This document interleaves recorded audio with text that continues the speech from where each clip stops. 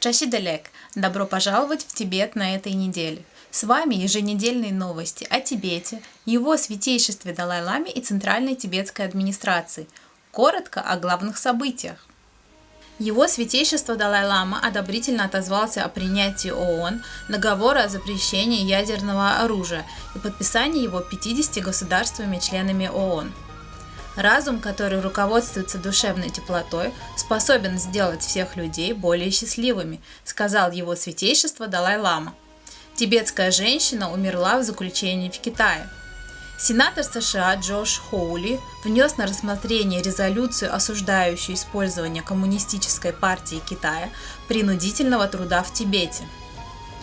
Президент Лобсан Сенге: если не призвать Китай к ответственности, принципы демократии окажутся под угрозой. Президент Лобсан Сенге: должностным лицам тибетских поселений следует больше внимания уделять вопросам психического здоровья. Инициатива по сохранению тибетского наследия. Доктор Цеван Гялпо Ария, новый глава представительства Тибета в Японии.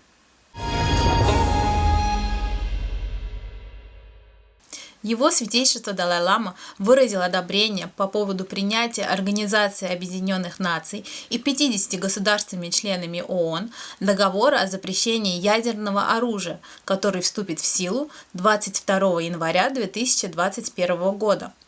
Его святейшество на протяжении всей своей жизни, выступающий за ядерное разоружение, сказал, что это решение является шагом на пути к поиску более разумных и цивилизованных механизмов разрешения конфликтов.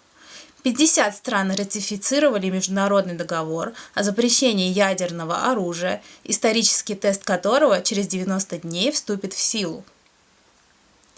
Руководствуясь принципом ненасилия, выдвинутым Махатмой Ганди и его воздействием на весь мир, его святейшество по-прежнему убежден, что возрождение древнеиндийских знаний о разуме и чувствах окажет на мир такое же благотворное влияние.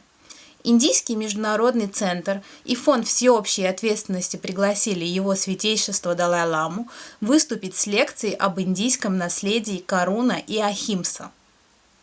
We human beings need 1,000-year-old India's tradition of Karuna.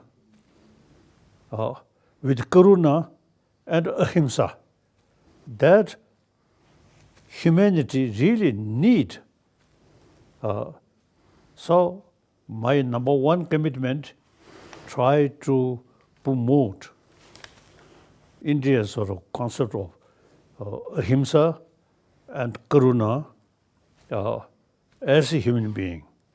В Китае в заключении умерла тибетская женщина по имени Лхамо, а ее двоюродный брат Тарпа задержан местными властями Китая за отправку денег своим родственникам в Индии. В нынешний четверг информацию об этом опубликовала нью-йоркская исследовательская и правозащитная группа Human Rights Watch, которая потребовала от китайских властей расследовать смерть Лхамо и незамедлительно освободить ее двоюродного брата Тарпа.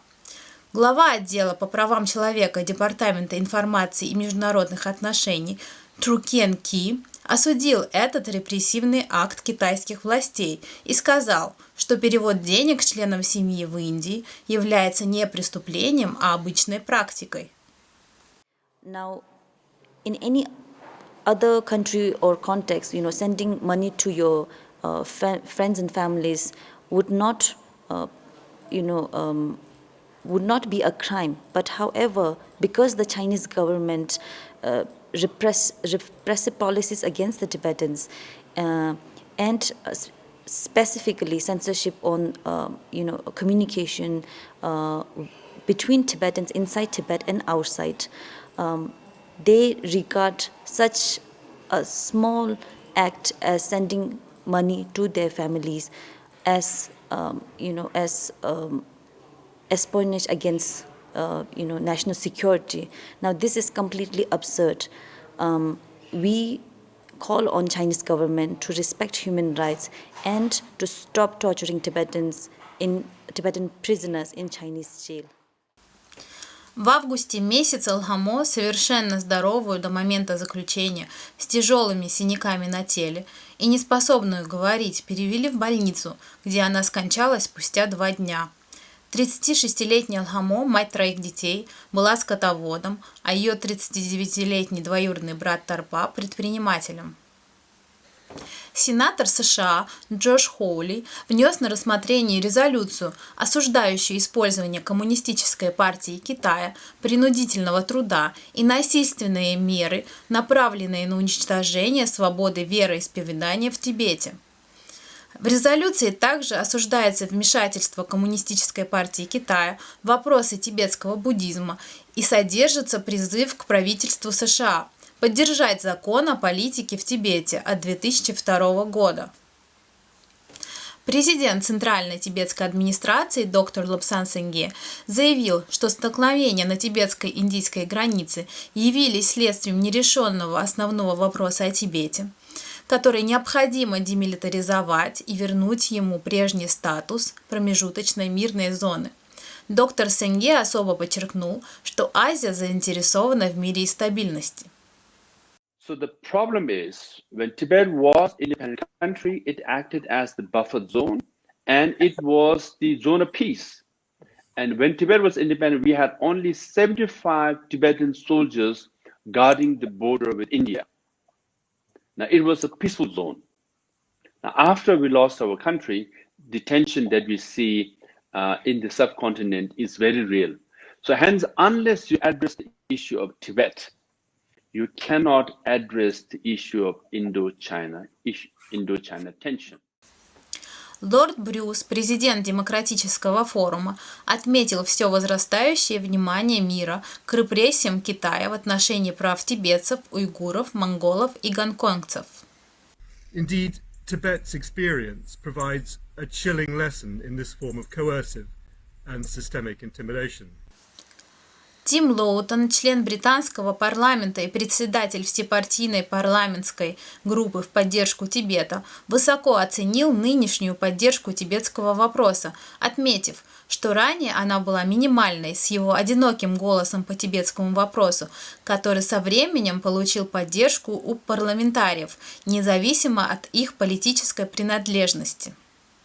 When we've tried to raise the subject of Tibet in Parliament, there'll be just a handful of members there flying the flag for Tibet and raising the whole issue of human rights abuses by the Chinese. Независимый исследователь и писатель Кейт Сондерс рассказала о военизированных программах трудового обучения в Тибете.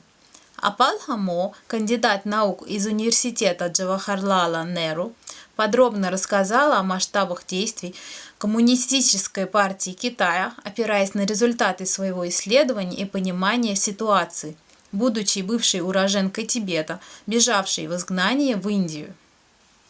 В понедельник на прошлой неделе в ходе инаугурационной сессии 13-й конференции сотрудников администрации тибетских поселений, организованной Министерством внутренних дел, Сикьонг доктор Лобсан Сенгге высоко оценил эффективные действия по регулированию ситуации с ковид в тибетских общинах со стороны сотрудников администрации поселений и главных представителей.